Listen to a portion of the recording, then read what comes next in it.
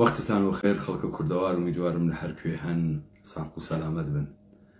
هەروە یارانە ئاخێزە کوردەوار و سەربەخۆ و ئاخێزیان. وەختی بوو دوای خەفتنە کوڵ و کەفە هەیەجاناتە بەرجەستەکراوە ناوە سۆشیال میدیا و شەبەکە گەلەمە هوارەیی تحلیلێک لە ئەرزە واقع و لە فەزای واقعیە جامعەیەک کە تیا خەریکی هەڵس و کەوت و کار و مبارزاتین بکەین. بەڵام پێشووتر بۆ ورودە بە ئەم مەسئلە کە هەم باسێک ئەکرێت لەسەر اتفاقاتێک کە لە تەیە ڕۆژانە ڕابردووە بەگەلە کۆمەی دەستگاگە لە میدیاییە دەوڵەتە ئێرانی و هاوکارانە ئەربابە ئوروپایی ئەمریکایی دەسی پێکرد و گەورەترین شکستە تاریخی بە بەشە پرۆپاگانداییە ئەمانە هاورد و ئەم پرۆژە مهمە تایبەتە تاریخیە مێژوویەی دەوڵەتە ئێرانی تووشی شکست و ڕۆخانێکی گەورە کرد، هاوکات لە بەستەرێکی تاریخیەوە چاو ئەخشێنینە سەرە مەسائلێکی تر. تێنە سەرە مەسئلەیە حکوومەتە هەرێمە کوردستان و ئەوزا و ئەحواڵێکە لە ناوە حکوومەتە هەرێمە کوردستانە ئەچێ. ئەم مەنگی و گێژی و ناومێدی و ترس و خەوف و بێدەسەڵاتی و بێهومێدی و پێلە ڕەکاوت دەرچوونە لەکوێ دێت؟ چه اتفاقی کەوتگە؟ ئێمە چۆن لەگەڵ وردەکاریەکانە جەهانە ژێر و ڕووکریاگ و ئاڵ و گۆڕ کریاگە ئمڕۆیە ڕوبڕووی بۆ دەرکە ئەمە ئشێ فلاش بەکێ بینە دواوە. ئێمە فرەیەک لە ئێمەمانان فکرمانە کرد جەهان جۆریکی ترە چون جۆریکی تر تێفکری بووین. من لەم فەزای سیاسیە قسەهای حەلق و بەلق لە فرە کەسێک ئەبیسم. مەسەڵەن کابرایەژێ من سەر بە هیچ جەریانێک نییە. ئیمکانی نییە تۆ ئینسانێکی مستەقل بی، ئیمکانی نییە تۆ مستەقل فکرکەی تۆ و ئیمکانی نییە تۆ ساحێ و مەکتەب بی، ساحێ و بیرۆکە بی و ساحێ و تزە تایبەت خۆت بی. تۆ لە ئیمتداد دەستگاهێکی فکریوە قسەکانە ئەوان تکرارەکەیتەوە. تۆ یا فاشیستی یا ناسیۆنەلیستی یا لیبرالیستی یا کۆمونیستی، لە هەموویانەوە سەقەتیشی یا تێکەڵی گشتیانی. تۆ قسەیەک لە خۆت نییە یا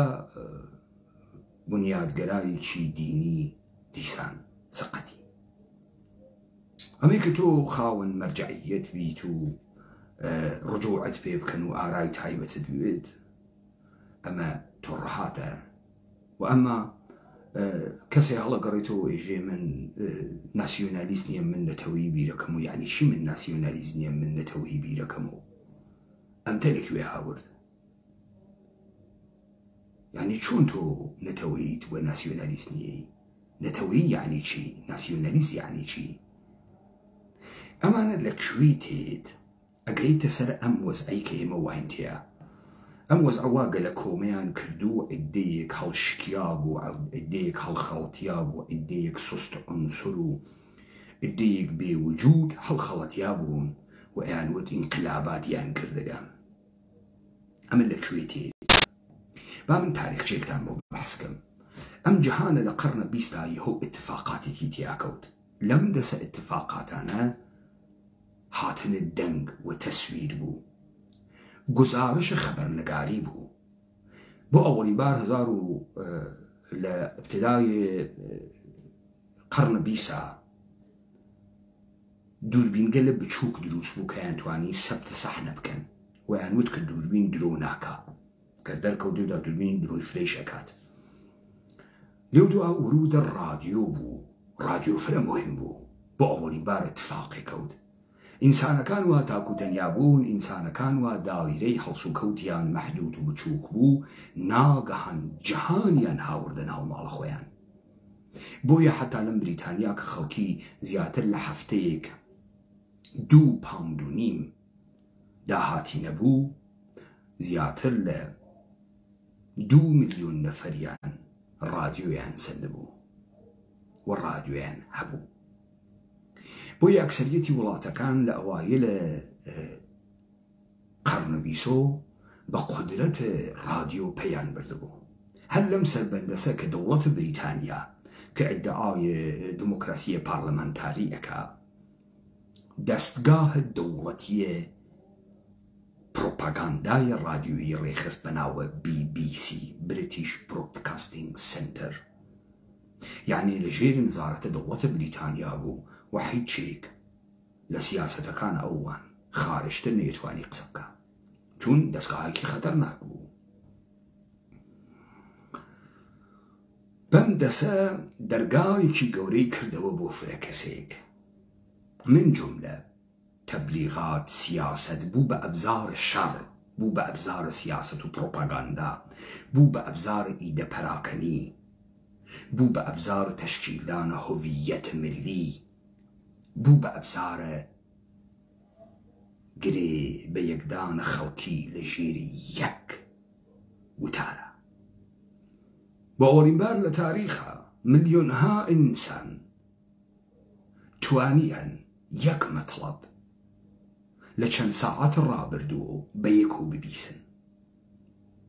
و ئەم بیستنە لەگەڵ یەکتریا شەریککەن و وەکو حەقیقەت بنوارن پێە. ئەمە تێکڵاو کریا تەکە ئینتەرتەیمنتە، تەکە نەمایشگە لە ڕادیۆیە، تەکە موسیقیە. موسیقیە کە ئیمکانی نەبوو بڕاتە ماڵ مردمێک کە ئیمکانی نەبوو بڕاتە ناوە تالارە موسیقیەکان، نەبوونە بڵندگۆیەک کە مەحدودیەتی ئەدا بەگەڕاندنە دەنگە موسیقی و سەفحەیە گرامافۆنی کە مەحدودیەتە زەمان و گرانی بوو. ئەمجار بەرنامەهای موسیقی رادیۆیی جەهانی تەنیەوە. هاوکاتە لەگەڵ ئەمە چەندین رادیۆ بە زوانە کوردی لە قەرنە بیستۆم شروعیان کرد بەکارکردن. رادیۆ دەنگە بەغداد 1980، رادیۆ دەنگە قاهرە لە پەنجاکانە، رادیۆ دەنگە تاران لە پەنجاکانە 1325. جا بڕۆن کەوادرە ئەم رادیۆیانە تەماشاکەن کێن کەوادرە ئەم رادیۆ. ئەمانە بوون بە چی؟ سەرڕای ئەوەی کە عەلی مەردان و عارف جزراوی و حەسەن زیرەک و ئەمانیانە هاوردە گوێی تەمامە مەردم، سەرڕای ئەوەی کە عیرفانە قادریە و نەقشبەندیان بە سوورەتە کاروانە شێعر هاوردە مەردم کارگەرێ تریشیان کرد. ناگەهان یەک اتفاق کەوت. ئەو کەسانەی کە بە زوانە سۆرانی یا کرمانجی قسەیانە کرد، ئەوەڵەن زوانێکیان دروست کرد بە ناو زوانە کوردی و پەلایەن پێدا. دووەمە ئاغشتیان کرد لەگەڵ ئینتەرتەیمنت. سێوەمە هۆڤیەتە قەومی ئیتنیکیان بۆ کورد دروست کرد. چوارەمە تێکەڵاو ناسیۆنالیزمە ئێرانیان کرد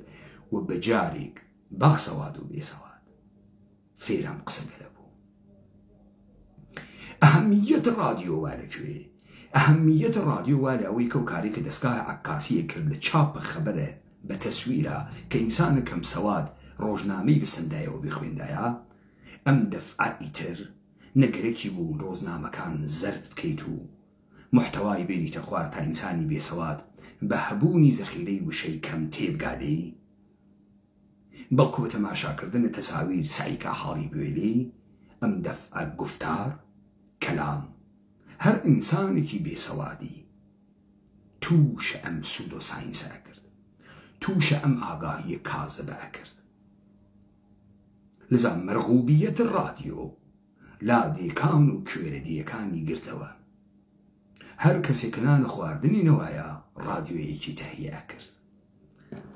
مصاحبەیەک دیاگە لەگەڵ ئاغای شکرڵڵاه بابان. من دەق قسەکانی شکرڵڵاه بابانتان بۆ بەخشەکەم و کارمەندە رادیۆ تاران کە لێو دووە هەمان کەوادر گواستیانەوە چوون بۆ کرماشان و بوو بە رادیۆ کرماشان.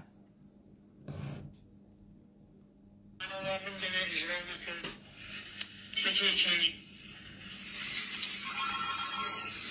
ئەخبار بوو دەنگداش کادرەکەیشمان خانمی مەدیە زەندی من حەسەن زیرەک بۆ گۆرانی وتن، ئاغای عەلەوی بۆ بەرنامەی کوردی شەمال، لەوێیش آقای عزیزی سلطانی من استخدام کرد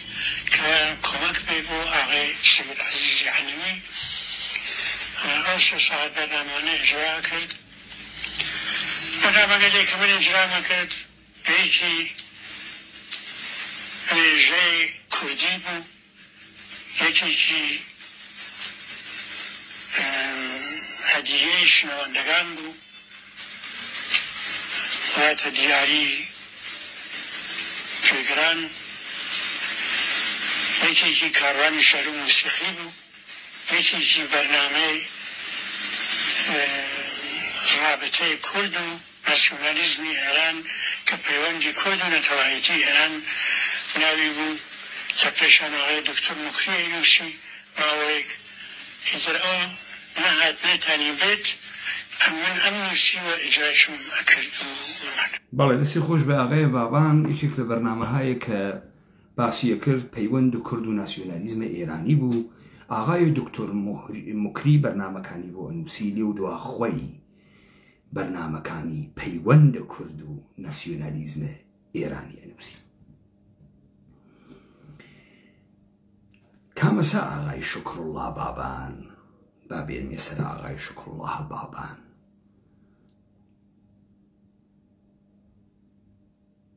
آقای شکرالله بابان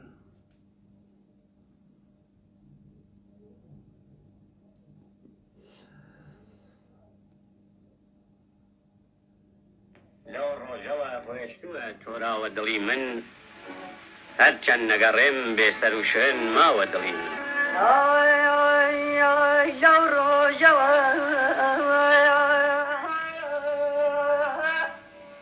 ڕۆیشتووە تۆرا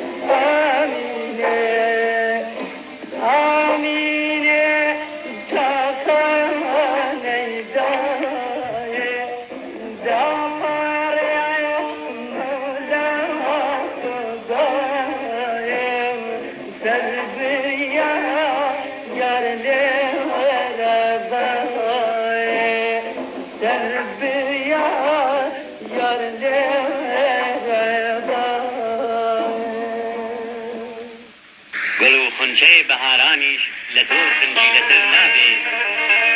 نەمامی ئەرعەلی کۆرپەش لەتۆ نەشمیلەتر نابێ. خۆ ئەم ئاغا وایژی گاس و گوێرەکەی گم کردگە دەورێ دەرساقی وەلای مەحزوندا لەیلا ساو ببوێر وەلای مەجنوندا جامجە سەحبای دیای باڵاکە ئەم دەنگە کە سەداسازیەکە ئەوێت و گوێندەی کورد گوێندەی ڕادیۆ کوردی کاروانە شعر و موسیقیتان بۆ خاتەڕێ لە مەسحەرە خاڵقی و بە قەوڵە فارسەکان مزغونژەنیە کات تا حەسەن زیرەک و عەلی مەردان گەرچێ زەخیرەیەکی فولکلۆری کوردی و تەرانەگەرە کوردی بۆ ئێمە بەجێهێمێنێت لەسەر بوجێ ئەوان ئەما میزانە ژەهرێک ئەکرێتە ناو بەدەنە مەردەمە ئێمە قەت فەرامۆش ناکرێت. ئەهەمیەتەکەی لەکوێ بوو؟ ئەهەمیەتەکەی لەوە بوو کە ڕادیۆ معجزەی کردووە بۆ ئەوەڵی بار جیهانی بردە ناو ماڵە تاکوتەریای ئینسانەکان. ئەهەمیەتە دووەم هەر مخاتەبێکی بێسەواد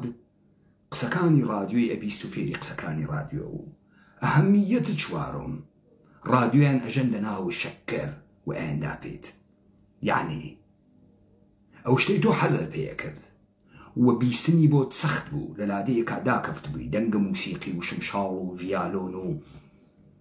ئەو دە نەبیستە بوو بۆتیان لێدا و حەسەن زیرەک بۆتی خوێند و عارف جەزراوی بۆتی خوێند لە کناریا کامە قۆزەڵ قۆرتیانە کردە گەلووت ناسیۆنالیزمە ئێرانی ئام توڕەهاتەی وا ئەم مەردەمە فێر بووگە بەناوەندنەوەی میدیاس و کەی خۆسرەوە و کوڕە کوورشە و باوکە ساحیبی ساسانیانە ئەمانە لە رادیۆ تاران فێر بووگن، لە رادیۆ قاهرە فێر بووگن، لە رادیۆ یێرەوان فێر بووگن. ورد و دەرس وا فکرەکە باسە حەقیقەت ئەکا مشتی تڕەهاتە بەرنامەگە لە رادیۆیی لە ژێرە پرۆپاگاندا لە تەنیایی و ئینزەوا لە بێسەوادی و فکر نەکردن لە ژێرە محەبەت ئەوەی کە تاران بۆچی ئێشێ رادیۆ تا کوردی بۆ تۆ دروستکە، قاهرە ئێشێ بۆچی رادیۆ کوردی بۆ تۆ دروستکە، بەغدا ئێشێ بۆچی رادیۆ کوردی بۆ تۆ دروستکە کە بنەماڵەی بارزانی پێی بەرزەوە بکاتەوە. وەکێن مجریە بەرنامەکان ئەمانە هەرماغی شکرۆڵا بابانە لێو دوو کڕی بوون، هەرتکیان گوویەندەی خەبەرە شەبەکەی یەکستا و سیمای جمهوری ئیسلامی بوون. فوادە بابان وەیەکێکی تریان هەرچی خەبەرگە لە مهمە جمهوری ئیسلامیش بوو فوادە بابانێ خوێندەوە، هەرچی خەبەرگە لە عەقیدەتی سیاسی بوو فوادە بابانێ خوێندەوە. بگرە لەم دەسە خانەوادەی کامکارەکان عەندەلیبیەکان کاغشتەیە ئەم کارە ڕسانەیی وە بودجەیە دەوڵەتانە کۆرپۆرێتیە منتەقە بەرعەلیهە مردمە کورد بوون. ئۆکێ ئیستا کە تۆ بەحسە کورد ئەەکەی ئەم حەجمە لە مقاومەتە لە بەرامبرد ئەکرێ لە پیرە پیاگە گرتگە تا ئینسان گەلە عادی گشتیە قسە تکرارەکات و معجزەی کێ بوو؟ معجزەی رادیۆ بوو. معجزەی دەنگە کێ بوو؟ معجزەی دەنگ ئاغای شکرۆڵڵاه بابان بوو وا خەڵکی حەزی پێکرد ئێژی گاس و دوێرەکەی گم کردە. بۆ خەڵکی پێی وایە هەرانچێکە خوێندگێسی دەرمەوردن ماد و میدیا و بابل و کوورش و ئێران و ئەوانە گشتی حەقیقەت مەحزە و اتفاق کەوتگە بۆ خاتری ئەوەی کە لە عەسرە مەعاسرە لە دەستگاگەلە جەدید استفادە کردیا تا ئاهاد مردمێکی پێ ئالوودە بکەن، هەروەکو چۆن؟ هەروەکو ئەم اتفاقاتانەی وا ئیستەکەوت. کێ ئەیوت ئینقلابە ئیران ئینتەرنەشناڵ لە زارە کێوە ئەیوت بۆت لە زارە حیزب دموکرات. کێ ئەیوت ئینقلابە عەبدوڵای موحتەدی ئەوی چه شەکڵی نۆعە ژنانە. کێ ئەیوت ئینقلاب یعنی ئەمەی کە بڕۆیتە خیابان ڕێ بپێویت سکوت بکەی؟ مستەفای هێجری ناوەندە هاوکاری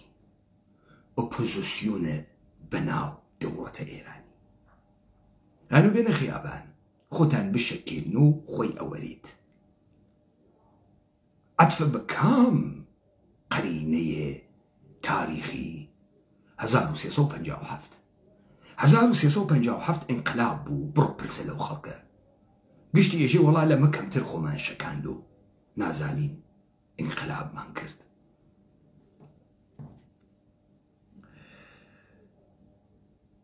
خب ئەم ئاگاهی کاذبە لەکوێ دێت؟ لە حەجمێک دەستگاهە گەورەی پرۆپاگاندایەک کە جەهان و ئینتەرتەیمنت و سەرگەرمی و خۆشی تێرێتە ناو ماڵێ. ئێستا ئیتر فقط رادیۆ تۆ بۆمباران ناکە، پادکەست بۆمباران دەکا، کاناڵە ماهوارەیی بۆمباران دەکا، سۆشیال میدیا لە ئەپەکانە تیکتاک و گرتگە تا فەیسبوک و ئینستاگرام بۆمبارانە دەکا. ئێستا کێ تۆ بۆمبارانەکە؟ لە دانشمەندە، جامعە شناسە، تاریخزانە،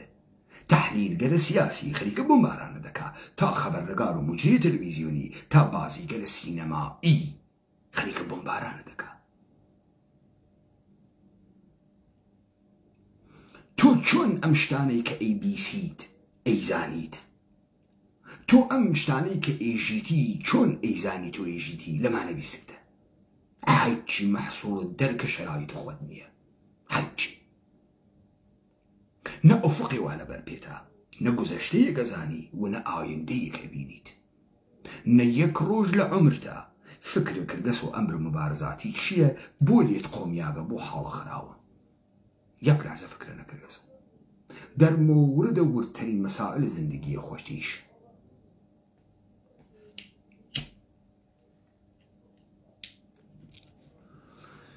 ئێتر خۆمە سەوادی نەگەرەکە لێ کۆڵینەوەی نەگەرەکە کافیە خۆت سەوارکەی بەرمەوجێکی جەهانی کافیە ئیدعا بکەی دوودانە خارجی حمایەتە لێ ئەکا کافیە بێژی چوار دکتۆر خەریکن قسە ئەکەن تەواوە تەواوە.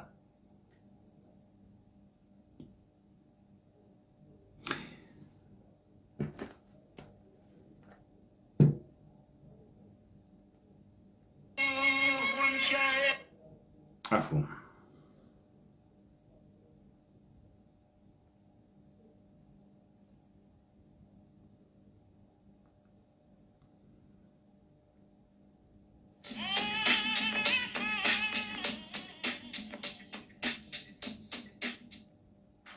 All right, Fitbit, let's hit the ببخشن.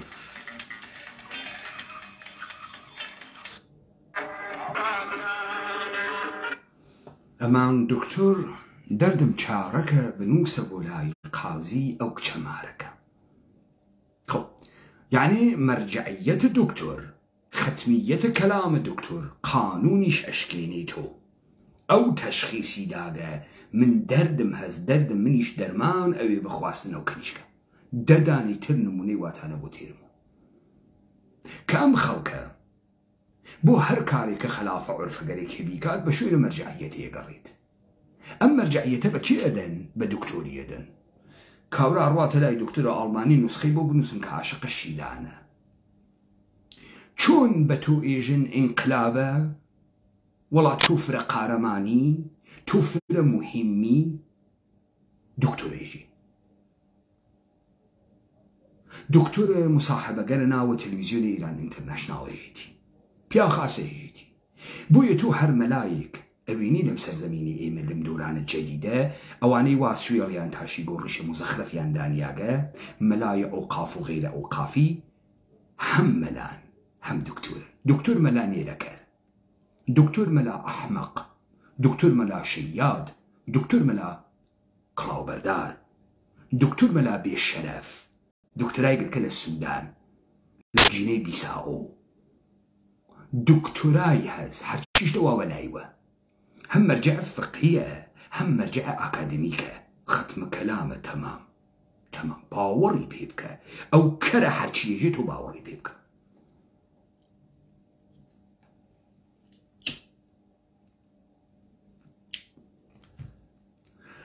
خب منی سە سەبقەیەکی تاریخیم بۆیەوە بەحس کرد کە تۆ چۆن دەکە ئەم جەهلە عمومی کریاگە ڕوبەڕوە بیتۆ چۆن لە ژێرە نامە خەبەر و تەفسیرە خەبەر و لە ژێرە ناوە بەرنامەی موسیقیە کوردی و ڕادیۆ دەنگە کوردی ناسیۆنالیزمە ئێرانیان تێتەپاندە ناوە زەهنیەتە ئەم مەردەمە ورد و درس ئەم قسەگە لە تکرارەکاتۆ بووگە بە بەشی لە شەخصیەتی بۆ تکراریەکاتۆ و ئەم تەوەهمە کە گویا دەوڵەتە ئێرانی دەوڵەتە ناسیۆنالیستیە بەرخاستە لە ئێرادەی ملەتە ئێرانە و ملەتێ بەناوە ملەتە ئێران مەوجودە و ئەم ملەتە ئێرانە تەلاش ئەکات کە خۆی هاو سەنگە وڵاتانە جەهان بکات. بزانن بۆ دەرکە ئەمە ئێوە ئیشی مەجموعەیەکی متکامل لە تاریخ ئەوروپا بزانن تازە ئێوە ئیشی بزانن کامن لۆ یا کانستیتوشن لۆ کە ئەوێتۆ سیڤیل لۆ لە ئەوروپا قانون عرفی قانون مەدەنی لە کەیوە ئەنووسرێت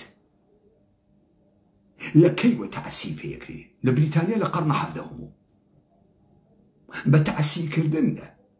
قەوانینە ڕۆمی قوانین ئوروپایش کەشان ئەدا لە کامن لۆ بریتانیا بە تەعسیر قوانین ڕۆمی ئەنووسرێت تەمامە ئەمانە فۆرموڵاون لە قەرنە نۆزدە تەنیا دوو وڵات لەمانە کۆپیەکەن رووسیە و ژاپۆن بۆیە تەمامە ئتفاقاتە کۆرپۆرێشنە ئێرانی بە ژاپۆن و بە رووسیە ئێشۆ پێدەن بەڵام باسی ئێرانیە کەی ئێرانەوێت و ساحەوە قانون یەک کەلەمە دقیقەن هەمان زمانێک کە ژاپۆن و رووسیە خەریکن سڤیل لو أنوسن بتقليد الأوروباي غربي تو أما نزانيت فكرك واقعا ملت إيران موجودة شو انقلاب مشروطي كردقا دولة إيراني دروس كردقا مردم إيران هان بشويل حكومة قانونه بعد أم مردم بحزول ناو خيابان وهري خاتو داي خاتو بناسيوناليزم إيراني دولة أقوريت جدا أم آقاهي كازبة نكويتيت لناو مردمي كواحد تعلقي كان بيكترينيا لناو الشارقليكا كأم مردمانا حيج وابستقي كان بيكترينيا لأرز واقع حيج النهاديكي مدنية مادية بيك بسليا يعني نيسيان تاراني بون حيج معناه كينيا أسفهاني بون حيج معناه كينيا كرماشاني بون حيج معناه كينيا والنيسي سني بونيش نيسي سليماني بونيش نيسي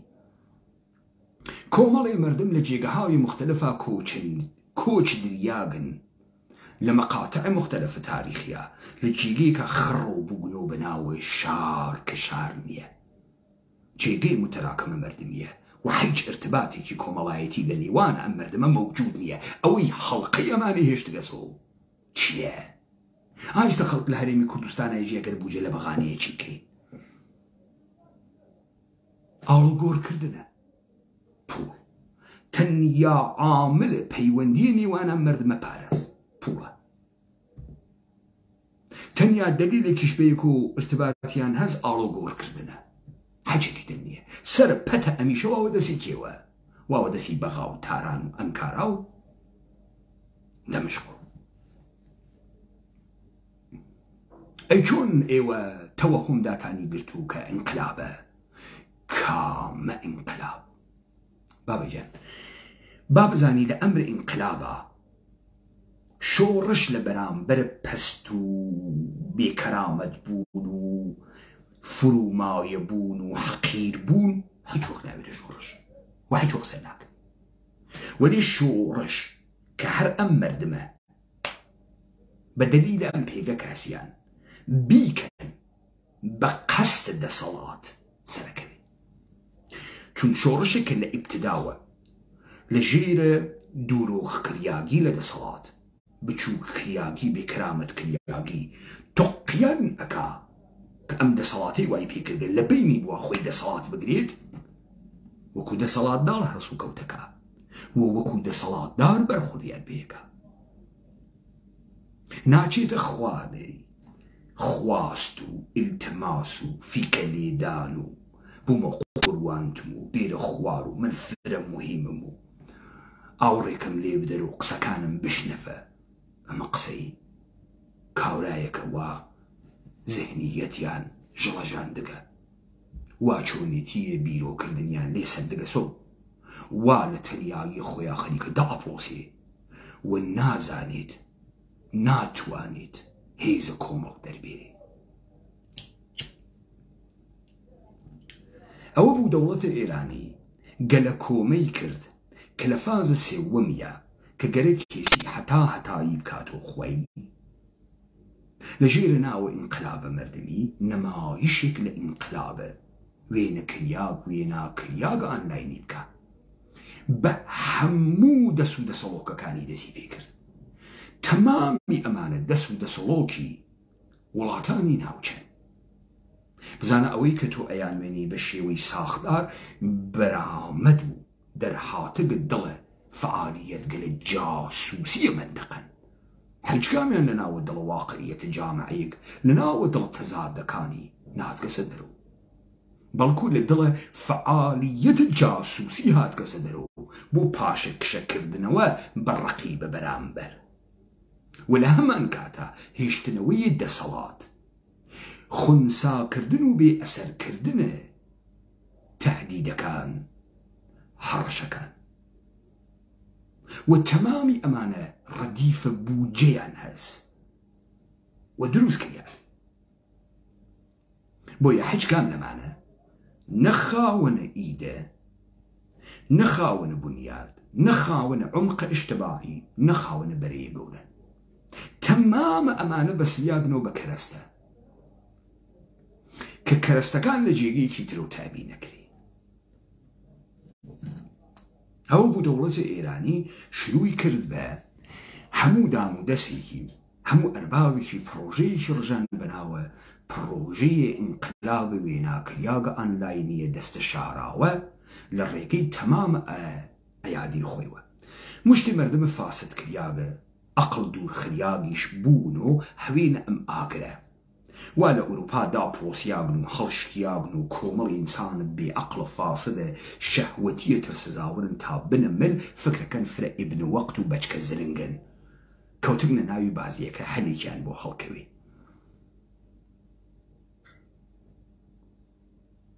لەگرایمە وتمان ئێمە تەوانە بەسیجە مردممان لە پشت مەتنێکانێ نە ئەبزارەکەیمان هەست نە جەهانەکە جەهانە جارانە نە مردمانەکە مردمانێکن کە تەوانە تەشخیسیان هەست. ئیستا من بەحسە فەتح گەورەی کوردانەکەم ئەم بەحسە گەر BBC کردایە ئیستا چەپکە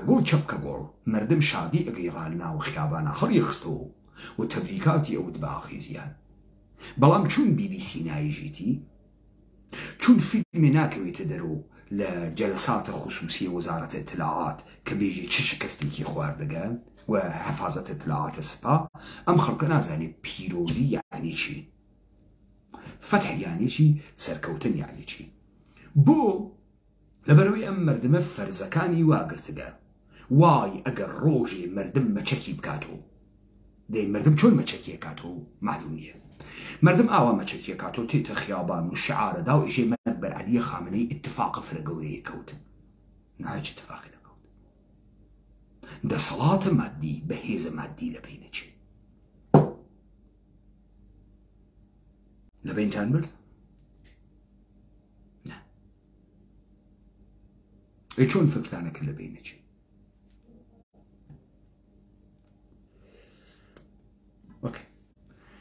با من نمونەیەکی تاریختان بۆ بێم. وەختێ ئەڵمانە هیتلێری هاتە سەرکار ئوروپا شەکەت بوو و تەوانە شەڕی نەبوو، نە فەڕەنسا بووی نە ئینگلیس بووی. ئینگلیس بەناو ئیمپەراتۆریەکی گەورە سەرزەمینێکی تەواو قەبە گەورەتر لە قەرنە 19 لەدەساو.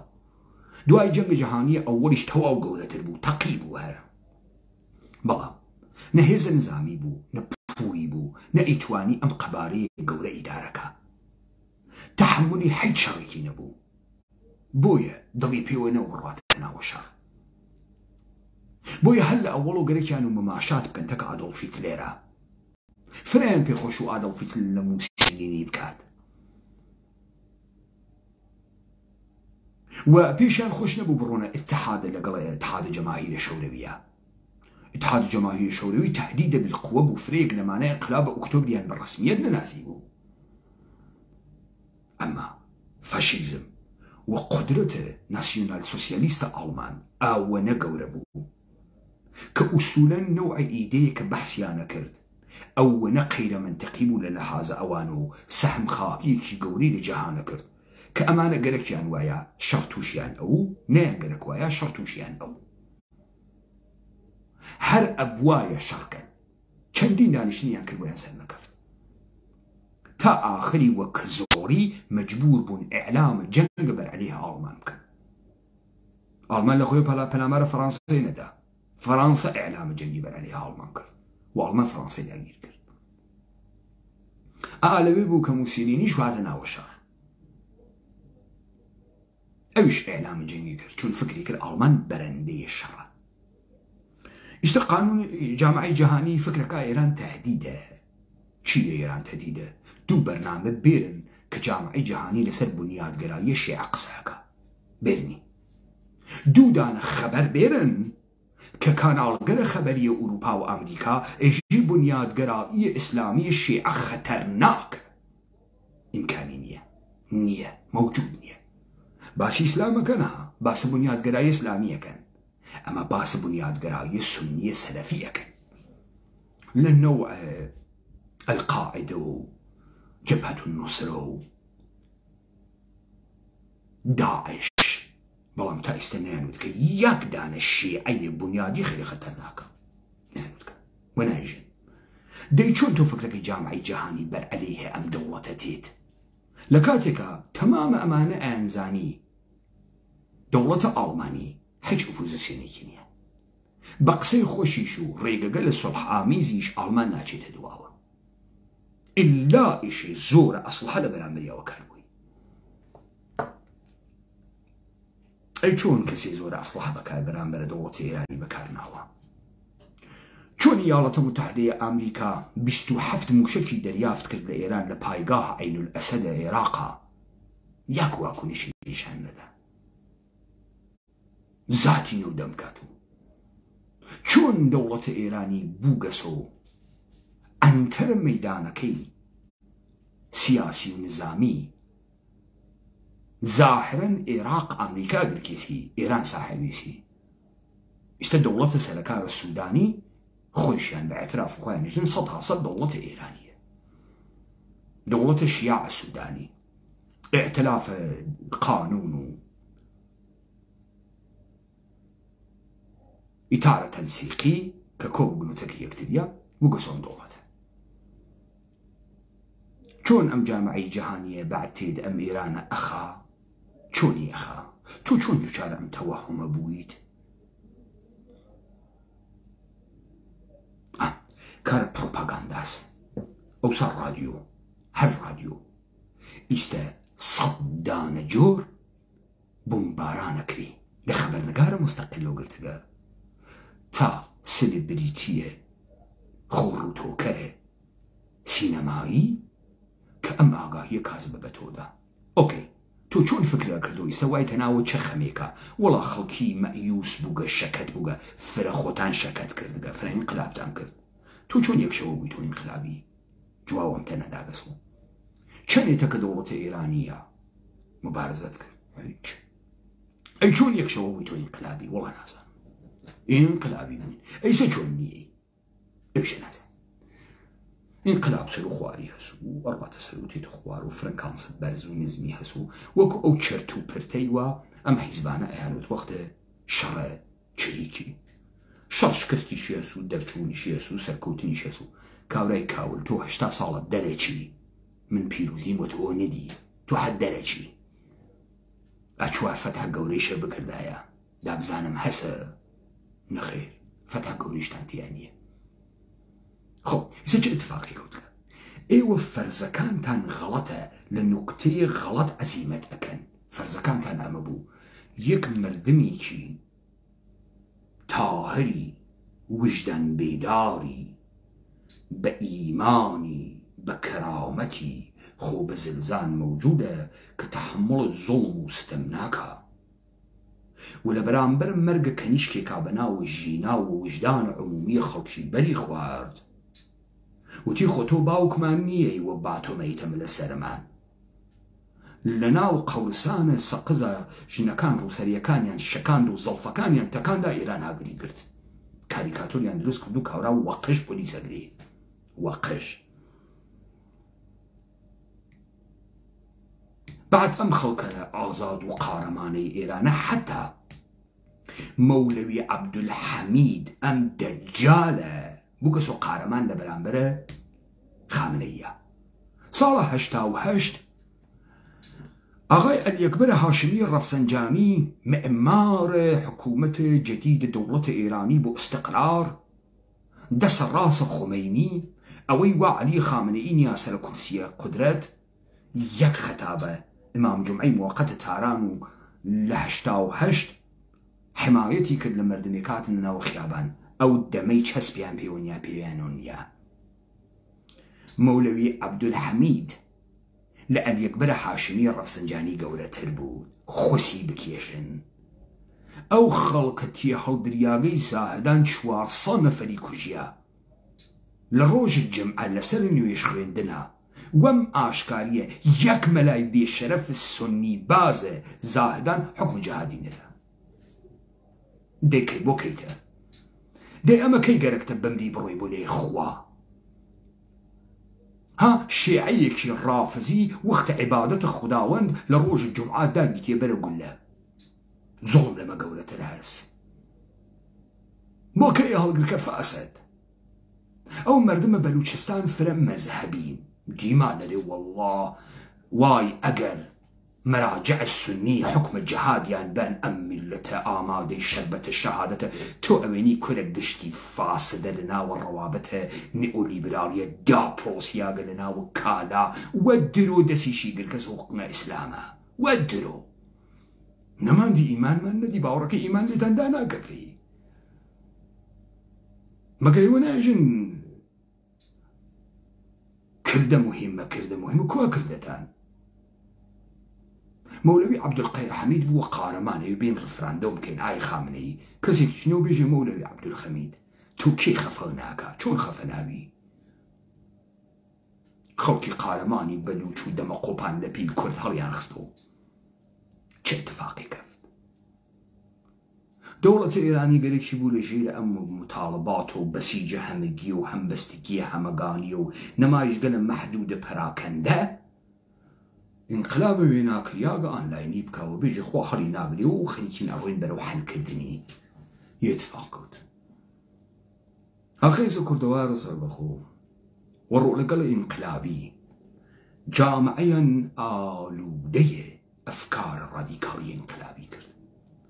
لشنو ترازيا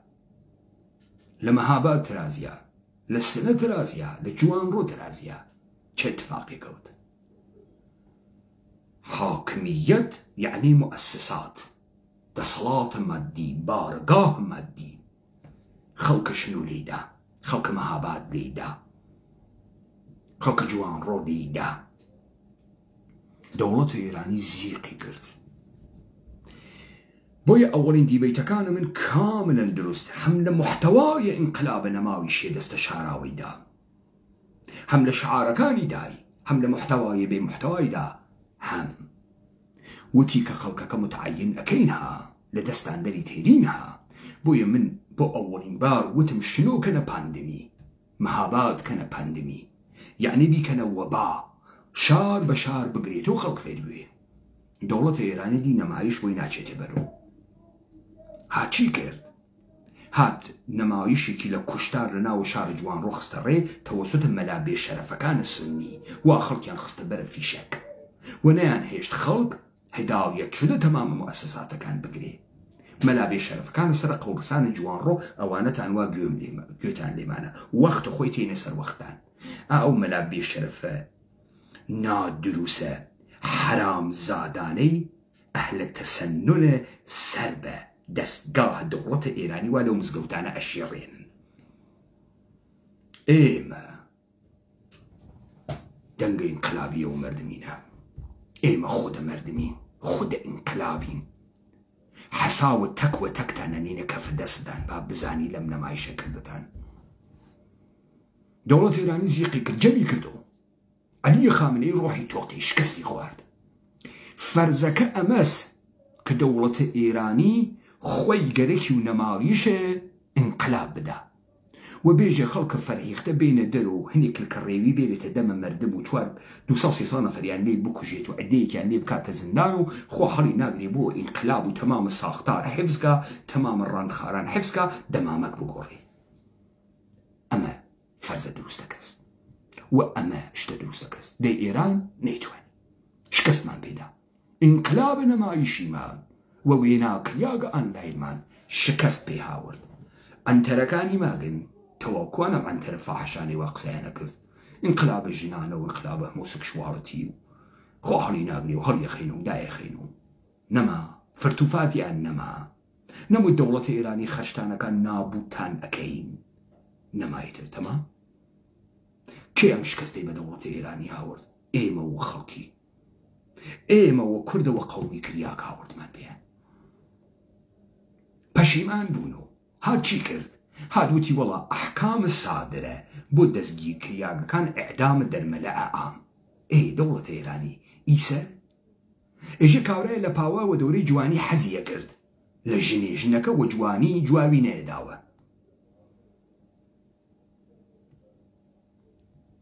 تا كاورا پیر بو دا تكيا چاوي سوي نما لدر مزگوتي دانشتو اجنيش بو پیر جني جنة روبو وتي سيف لانك السلام سري برز كردو وتي إستا سكباب إستا ئیستا پیر بووگم و حیچێکم پێوە نەماگە سڵاومەکەی. ئیستا دەوڵەتە ئێرانی بە قەوڵە ئەم مردمە قارەمانە کەوتووە بەر هێرشە قارەمانانەی ملەتە قەهرەمانە ئێران وا و خۆی لە خۆی وە بووە بەستەکریاک. دەی بۆ ڕۆژە ئەوڵ دەوڵەتە ئێرانی لەکوێ ترسیا 10 نەفەر ئێدام بکە؟ لەکوێ ترسیا؟ مەگەر هەمان دەوڵەتە ئێرانی نەبوو نەماز جومعەی زاهدانیدا بەرە فیشە یەک پیاگیتیان نەبوو زاهدان، یەک مەلای پیاگیتیان نەبوو، یەک موسڵمانی واقعیشی تیان نەبوو. لەکوێ ترسیا؟ ئیستا دەوڵەتە ئێرانی ئیستا وایتر قەرار نییە وڵات تەزاوراتەکان نیشتەوە چۆن نیشتەوە؟ هەر ئەوانەی وا خۆی هەستەی ئەوەڵیە بوو ئەمنیەتی پێیان ئەدا بێن تەقەیان لێ ناکەن و ئەیکەنە بازیە موش و گوربە تا ترسە خەڵکەکە ئەشکێ و ئەدەی جوان تێنە ناوی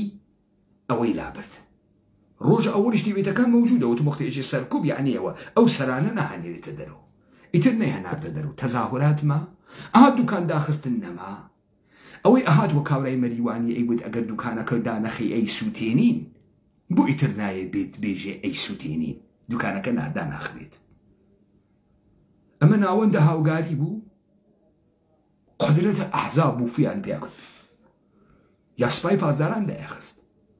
کامیان خەڵکەکە شەکەت بووگە و پولی نییە و بەخوایژی تر دای ناخەم و ئەی ئەوسا بۆ دادەخست وەڵا فشاریان بۆ ماوە کێ فشاری بۆ داوت ئەی ئیستا بۆ فشارە بۆ نەهێرن.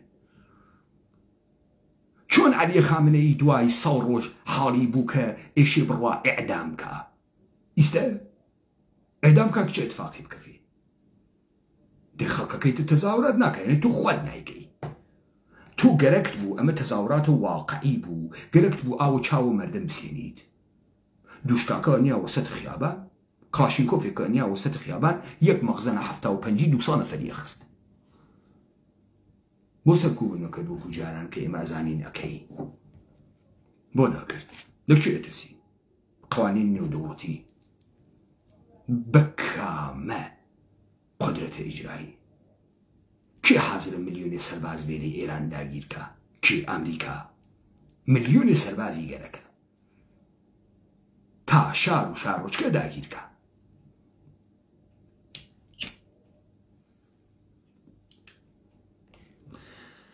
پس دەوڵەتە ئێرانی شکستی خوارد لە پرۆژەکەی سەرنەکەوت دەوڵەتە ئێرانی تەکە بحرانە گەورەیەکە خەریکە ڕواتە بەرەوە سەدەمەیەکی گەورەی خواردگە نەمایشێکی دا مردمێکی ئوقدەیی کرد مردم تا حەدی ترازیان وە شەکیش کەوتەگن وە کوردە قەومی ئیتنیکی پرۆژەکەی پێیان باتڵ کرد. دەوڵەتە ئێران لە عێراقی شاخ چەقیگە لە عێراقا عەمەلەن تەمامە کریدیتەکەی خۆی خەرج کردگە یەک دەست دەوڵەتە ئێرانی وارە سەرکارە لە بەغا.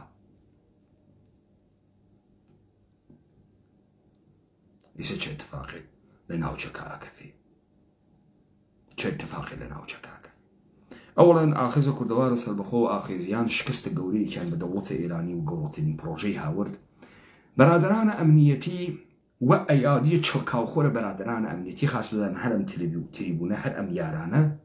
وایان بە ئێوە کرد کە پێتانیانی کرد خۆتانیش خاسەزانن. ئەمە بابینە سەرە حکوومەتە حەلیم حکوومەتە حەلیم وتن تووشە مەرگە سیاسی بووگە تەواو وەلێ ئیستا خەریکە پەلەقاژەی ئاخرە کاونەمایشاتە ئاخر ئەداتە دەرەوە. ئەمە ئەزانی وەسە چی؟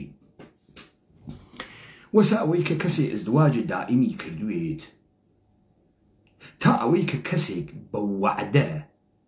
ژنێ دەستخەڕە ئەکا هەرچی شەوە کامە دڵی لێگرێ و ئێژێ ئەو خوازم و تێمەداوات و ئەو خوازم و جارێ کارم نییە و پومانیە و زعاکە شێویان بۆ قەیناکە و ها بیگرەوە شکولاتێک و ها بگرەوە ڕووسەریەک و ها بگرەوە فڵانێک و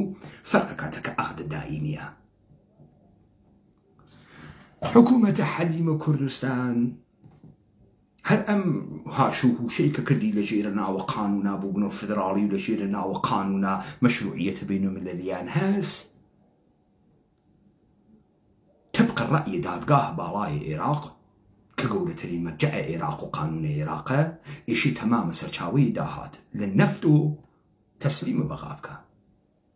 تا ئەم کارە نەکە یەک قەران پوڵ لە بەغاوە بووینێ بۆی بڕوا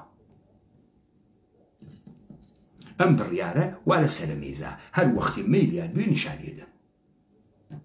هیچ نەمایەندەیەک هیچ نەخۆست وەزیرێک ناتوانێت باتڵی کاتەوە و ناتوانێت بەرخلافی عمەڵکە مەگەر ئەوەی کە گوێی لێ بخەفێنن تا ئیستا لە زمانی کازمیش و هەر گوێیان لێ خەفانگە ڕوبع موچە و نیمە موچە و بانە موچە و سەرە موچە و تای موچە و بنە موچە تەمامە شخصیتە کوردیان کردگەس و موچە تەمامە خەڵکە کوردیش بووگەس و موچە خوەر هاوارێسی مستەقیم دەسی بگات و قوڵپەکەی بەخاوە بەشک و موچەکەی بێت ئیتر شەرافەت و کەرامەت و قودرەت و دەسەڵات و هەیچێکی شمولە هەڵامانە ناکە یەک مردمێکی حەفیان دروست کردە بێ بچۆ تەماشاکە ئام دەوڵەتی تەشکیلیان داگەوە پێیان وایە کە موقتەدا سەدریان دەرکردگە موقتەدا سەدر نیە لە پارلەمانە پارلەمانی یەکدەست وا لە ژێر ئیعتلافێکەوە محەممەد شیع سوودانی کردگەسە نەخۆست وەزیر ئیستێشەوانە ناوی تەعتیلاتی ساڵ سەری ساڵە با تعتیلات سەر ساڵ تەواو بێ بڕیارەکانی دەست پێ بکات تا ئەم دەقیقەیشە شیع سوودانی کە بە ئیعتلاف پارتی و یەکێتیش چووگەسە ناو دەسەڵات ناتوانێت بوجێن بۆ بەهێنێری کاکەگیان ئەمە بەناوە حکوومەتداری ئیدامەی ناوێت ساڵی وا بکەیت 2 ساڵ وا بکەی 3 ساڵ وا بکەی خۆ حتا هەتایەوە ناتوانی وا بکەی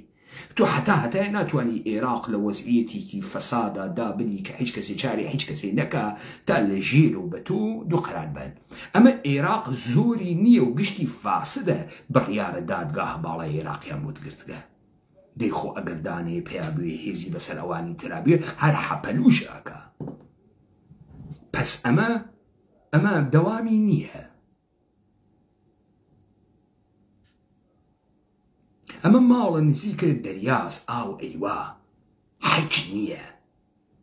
نە قانونەکەیان کە پشتی پێوە ئەوە سن وا لە پشتیانە نە بە ئەو قانون ئەتوانن بوون و هیچی نە وەزنیکن نە عەدەدێکن نە زۆرن هیچ نییە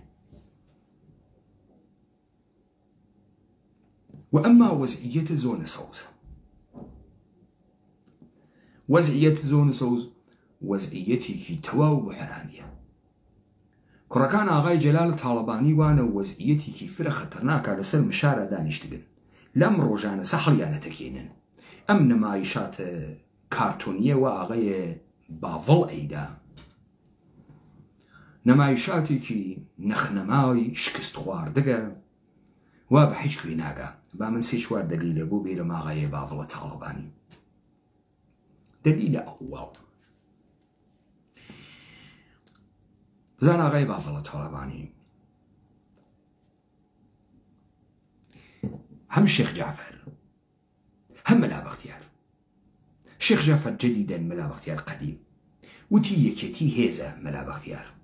هێزە یعنی قودرەتە نظامیە یەک کورسی شپێرێ کەس ناتوانێ حەزفی کە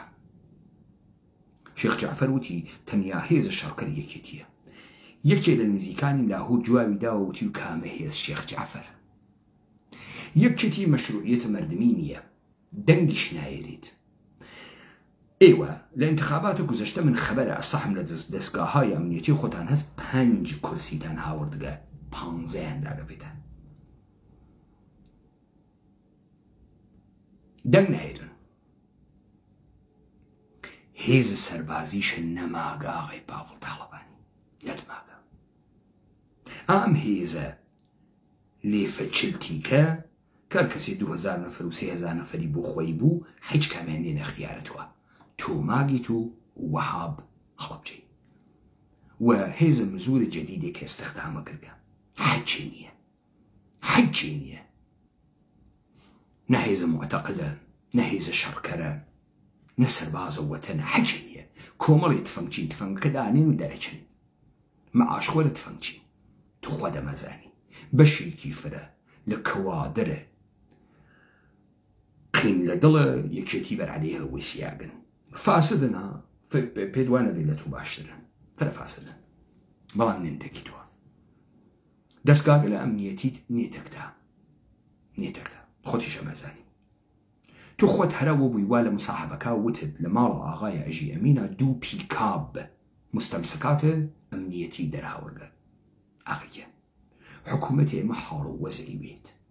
لە ناو مەسئولێکی دەستگای ئاساییشیە 2 پیکاب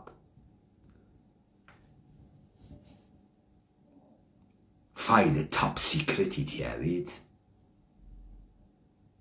تبزانە وەزە تۆ چەنێکە تۆ هیچ مەخفیاتێکە نەماگە ها بەدەست دنیاوە. تۆ لە انتخاباتە ئایندەیشە وا پارلەمانتان خستە دواوە انتخاباتە پارلەمانە کوردستان کورسی نایریت و ئەم دەفعە نەتیجەکە ڕوەکەن تۆ پێی وایە ئەو حکومەی وا لەسەر کوشتن هاوکارجاف وا خود پارتی خستیە دامنتان پارتی خۆی ئێوەی دنەدام کارە بکەن فەورەن حکومەکانی سادر کرد. تۆ فکرەکە و حکومانە استنادە قانونیان پێ ناکرێت استنادە تاریخیشیان پێ ناکرێت کابرا ئەلێکی حکوم سادر ناکە من لەم ئاخیزە حکومە فرە کەسێکم داگە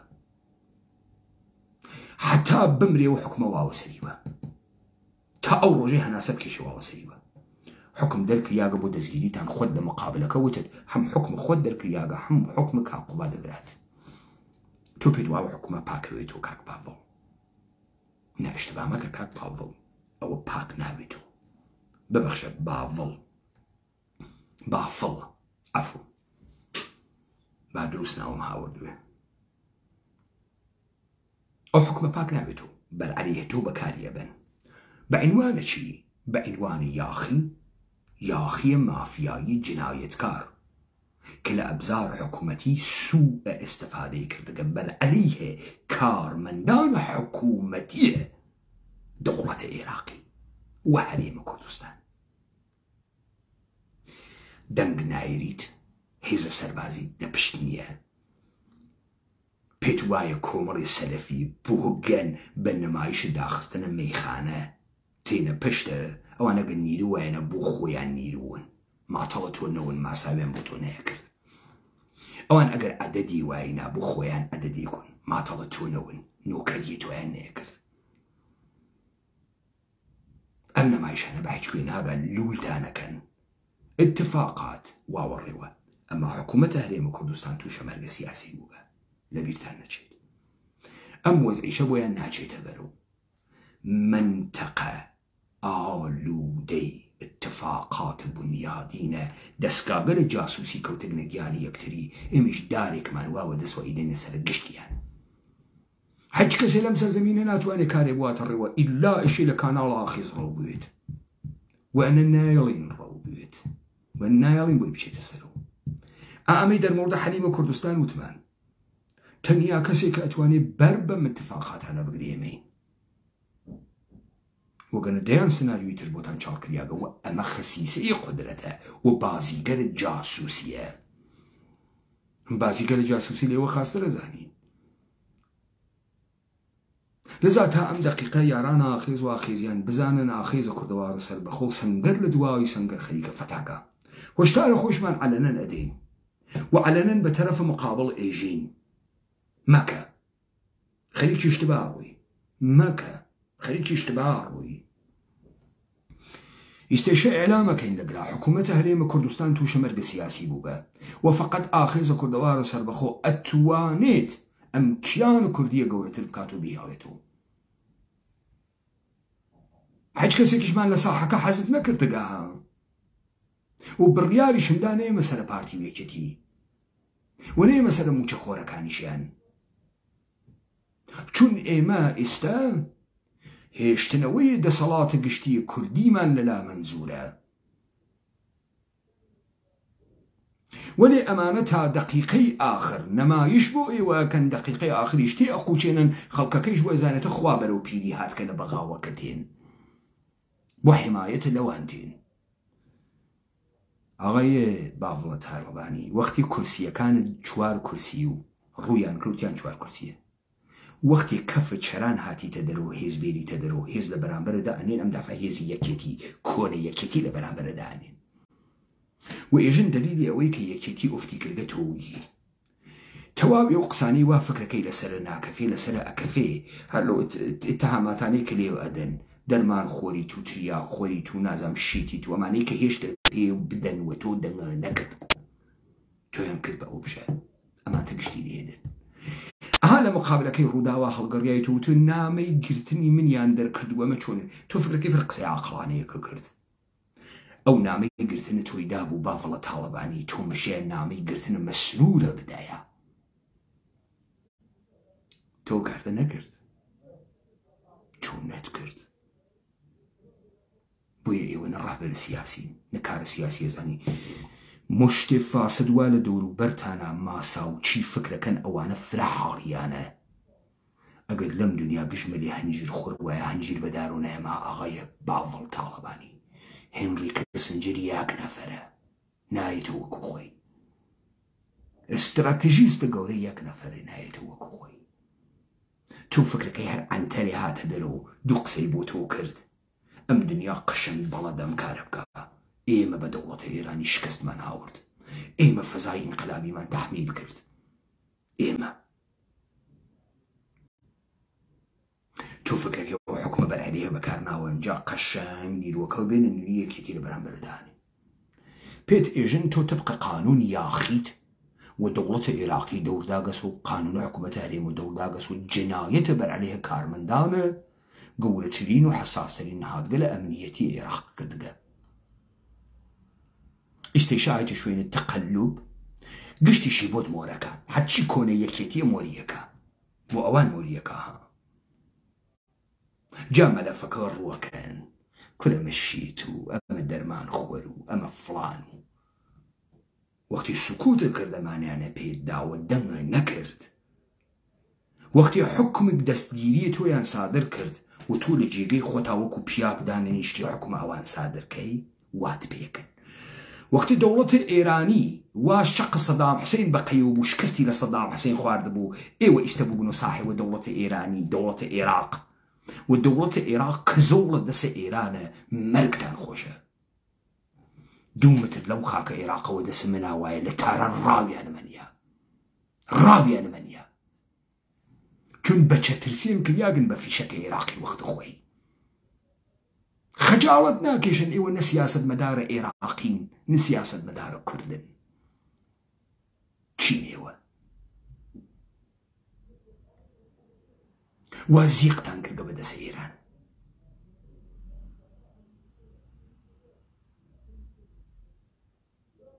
ئەمانەی کە پێتم وت سەربەستە پێتم وت تا بفەهمی دەیان بازی بۆتان خەفتەگە و ئەمما وەزع پارتی دموکرات لەمان خراوترە خەریکە قەیرانەکە فڕاداتە ناو زۆنە سەوز وەرە وەزعی خۆی لە گشتیان خراوترە حکوومەتە هەرێمە کوردستان تووشە مەرگە سیاسی بووکە ئەمڕۆوێ سۆحاوێ ئەڕوات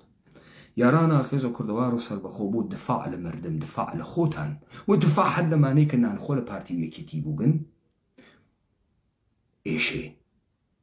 ئەرتشە کوردانی وا بڕیارتاندا بوو تەبدیلی بە ساختارە مادی بکەن تا لە ئەو لەحزەیە تاریخیە بتوانن دفاعی لێ بکەن تا ئەمان خەریکی بەرنامەی ڕۆژا کرماشانیەژی یەکلان نەڕەسید و لا درازە ئەمان هەزار گلوژانوا لە گیانیانە وەزعیان پەڕپۆڵە ڕۆن باسی جندەرەکەن بێ ڕووبابە فکری وەحاڵە خۆت بکە ئاغایە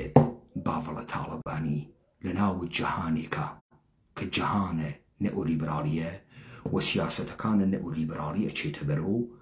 ووتیان وەختی عێراق ئەگرین حەدە ئەقەلی ئەمەسە خەڵکە عێراق تەکە ئازادیە بازار ئاڵگۆڕکردن و مەسرفکردن ئاشنا ئەکەین ئاوا ئازاد ئەون تۆ لە مردمە عێراق مردمێکی مەسرفکەرە کەنسومرە دروست کردگە کە هەموو ڕەوابەتە ئینسانی کالای قابل سندنە لە عێراق جرم ئەخلاقی نییە لە دنیای نەئۆلیبرالیە جرم ئەخلاقی نییە هەموو کالایەک ئەسندرێت و ئەفرۆشێت هەموو شتێک کالایە حتا ڕەوابەتە ئینسانی ئەو جامعە یەک موسڵمانی تیان نییە ئاغایان سەلەفی خاس بزانن بە داخستنم مەشروب خانە ئیسلامیەتی تۆ سابت ناوێت تۆ تا بوونت دەندان فاسدی تا بوونت دەندان وایتە ناوە پوڵ و ڕەوابەت و پوڵیە وایتە ناوە دنیای نەئۆلیبرالیە قووتکریانی ئەوە نەنوێژە پێوە نییە لە خۆت فاسدتر هەر خۆتی نە بێن سابتی بکەن وانە ئەدێ یەک پیاگیشتان تیان نییە یەک ئیمانداریشتان تیان نییە مەشتی درۆزن فاسدن گۆڵە داعش نەخۆی ها فاسد ئەتۆ نازانی تا من حاڵی کەم لە ساڵ 90ەکانە تا بە ئیمڕۆ ئێمە شتێکمان هەست بەناوە ئەرتشانە بێسنوور لە 2003 عێراقا عەمەلەن دەوڵەتە ئەمریکا کۆمپانیهای بلاکواتن 4700 کۆمپانیە کاتە تایبەتی هاورد بەناوە ئەرتشی یاوەتە متحدەی ئەمریکا لە فیشەک تەقاندن تا دروێنەکردن و جلوبەرگشۆردن و پەتاتە پاکردن بۆ دەوڵەتە ئەمریکا کاریانە کرد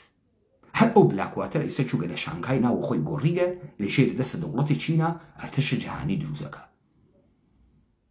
ئەمانە پێیان دەژن هێزە میسیۆنەر هەروە کە لە سووریە شەڕیان کرد هەروە کە چوونە ئازەربایجان بۆ ئازەربایجان شەڕیان کرد